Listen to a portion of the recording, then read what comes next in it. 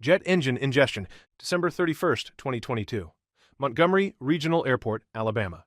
Courtney Edwards was 34, a Piedmont Airlines ramp agent, a mother of 3. An Embraer 170 taxied in from Dallas-Fort Worth, carrying 63 passengers and 4 crew. Its auxiliary power unit was inoperative, so the flight crew kept both engines running, while ground power connected. Before the aircraft even reached the gate, the lead ramp agent briefed the team.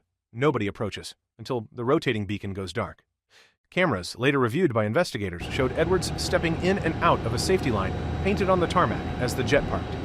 After the nose wheel was chocked and the cargo door opened, she crossed it, walking the leading edge of the left wing into the reach of engine number 1. The aircraft shook. The engine shut down with a bang. 4 seconds. That's how long it took. The captain killed remaining power and called for emergency response. First responders reached the ramp within minutes. They could only pronounce her dead at the scene. OSHA cited Piedmont and proposed a $15,625 fine. Her union raised more than $100,000 for her 3 children, almost 7 times what the airline paid. Propeller Strike. His date walked one way, the way she'd been told. He walked the other. October 16, 2022. Statesboro Bullock County Airport, Georgia. Sonny Aliu was 21, a Georgia Southern University sophomore from Nigeria. He'd planned something elaborate for a date, hiring a pilot and co-pilot to fly them both to Savannah in a single-engine Cessna 172 just for dinner. They landed back in Statesboro just after 10:35 p.m., taxiing to the ramp with the engine and propeller still turning. His date stepped out first and walked toward the tail of the aircraft, away from the spinning blade, exactly as instructed. Aliu walked toward the nose. The blade caught him twice in the head and once in the shoulder. He died almost instantly in front of his date and the flight crew. Bullock County EMS responded within minutes. Coroner Jake Futch pronounced him dead at the scene at 11:23 p.m. Cause severe head injuries. The FAA and NTSB both investigated. Both closed the file as an accident. No criminal fault by anyone. He had chartered the flight to create a nice memory. He created a different one. Belt loader entanglement. August 30th, 2022. Louis Armstrong, New Orleans. International, Kenner, Louisiana.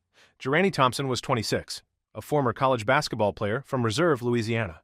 A supervisor for ground handling contractor GAT Airline Ground Support. Her mother had spoken to her by phone 20 minutes before her shift began. A Frontier Airlines flight had arrived just after 10 p.m. Thompson joined her crew on the dimly lit tarmac and took her position at the belt loader, feeding luggage down from the aircraft, the same motion she'd done hundreds of times before. It took less than 2 seconds. Her hair pulled into the rollers before anyone could reach the switch. Co-workers hit the emergency stop and called 911. She could not be freed in time. Paramedics rushed her to Oxner Medical Center in Kenner. She was pronounced dead at the hospital. Escalator Fall, June 15, 2022. Gatwick Airport, North Terminal, West Sussex, England. Gerardo Solano was 82, landing with his wife Irma after an EasyJet flight back from a family holiday in Naples, Italy. His mobility was limited enough that he'd pre-booked wheelchair assistance through Wilson James, the airport's special assistance provider. An attendant arrived to help 3 passengers with reduced mobility, including Solano and Irma, but could only take 1 person at a time to the waiting buggy.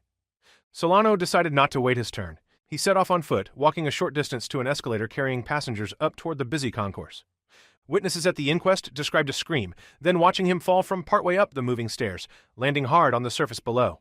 The impact fractured his spinal cord. EasyJet cabin crew and airport staff reached him within moments and began emergency aid. Paramedics arrived just before 1 p.m. His injuries proved unsurvivable. He died shortly after. Sussex police ruled the death not suspicious and referred the case to the coroner. Gatwick opened an internal investigation and maintained that staff shortages had not contributed to the fall. His family described him at the inquest as a hard-working grandfather who lived for his grandchildren. Disability advocates pointed to his case as evidence of gaps in airport assistance for elderly and mobility-impaired travelers. He had booked assistance for the exact walk that killed him. He just didn't wait for it to arrive.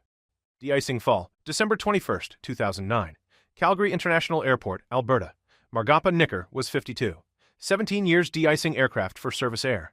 Nearly 400 operations completed the season before. In the pre-dawn cold, he climbed into the bucket of a modular de-icing truck to spray a Canadian North 737 parked away from the terminal. The bucket sat 6 meters above the tarmac. He was working alone. He had not clipped on his harness. No one saw him go over. A co-worker de-icing the opposite side of the aircraft found him on T.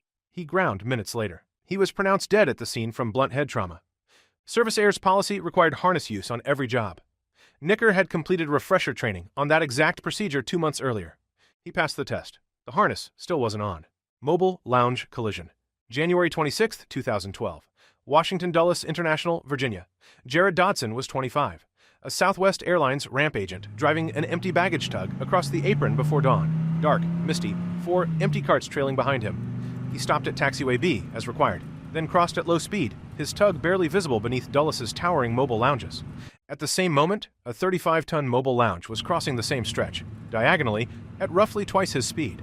Its driver, Kenneth Smith Jr., later told investigators he never saw the tug below him.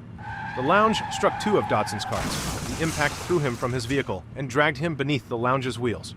He was airlifted to a hospital. Doctors worked through the night. He died the following day. His parents filed a wrongful death suit.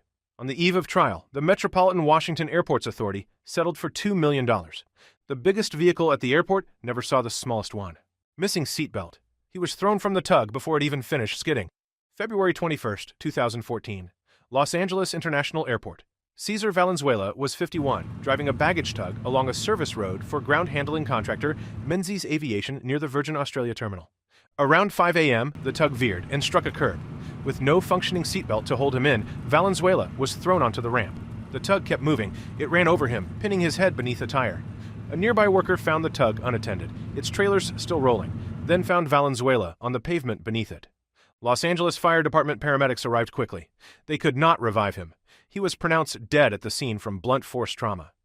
Menzies initially reported the incident to Cal/OSHA as a cardiac event.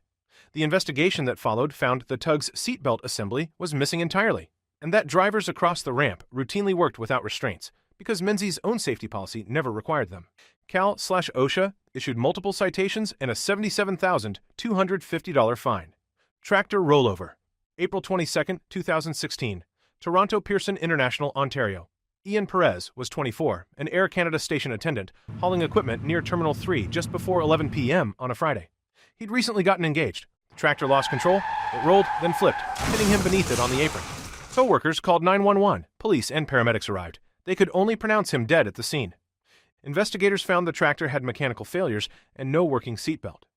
Labour Canada ordered safety upgrades to 950 of Air Canada's 2,200 ground vehicles.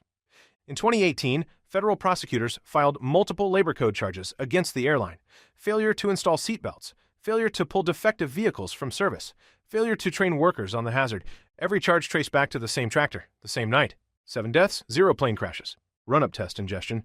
He'd held his mechanic's certificate since 1966. None of it mattered once the throttle hit 70%. January 16, 2006. El Paso International Airport, Texas. A Continental Airlines 737 sat at the gate with passengers boarding when a reported oil leak brought in contract mechanics for a run-up test.